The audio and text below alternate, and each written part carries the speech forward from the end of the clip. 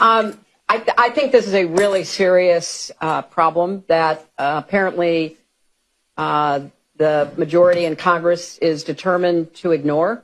I think that in any other setting that I can imagine, where you have no predicate laid, where you have no briefing, where you have no information, we have no idea whether these boats were fishing boats, cruising, family boats, drug boats. We don't have any idea, and neither do they, is my assessment. Because if they did have an idea, they would at least share that information. They are laying the predicate for some kind of military action against Maduro, in my opinion. And I think that the Congress has abdicated its responsibility on everything with the president, and in particular, without any demand that Hegseth and others show up and show them why they are destroying these boats. You have a small boat. The biggest that I've read about is 12 passengers, right?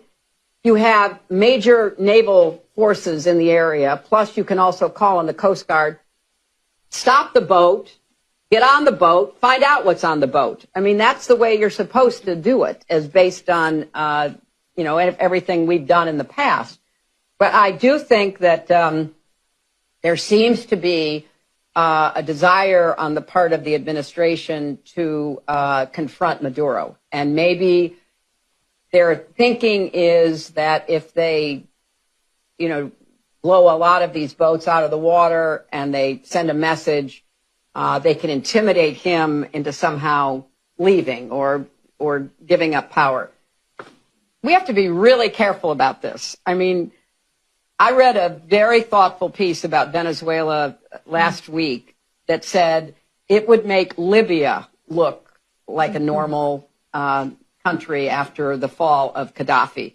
There are military forces, militia forces, drug cartels.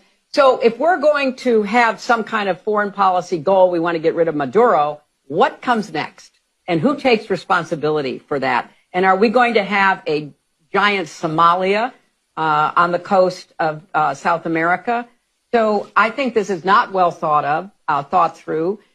There's not even really a lot. I mean, if the goal is to get rid of fentanyl, it doesn't come from Venezuela. It doesn't come from that side of Latin America. It comes from China to Mexico. So I just feel like, there is a larger goal in mind, and I don't think it's very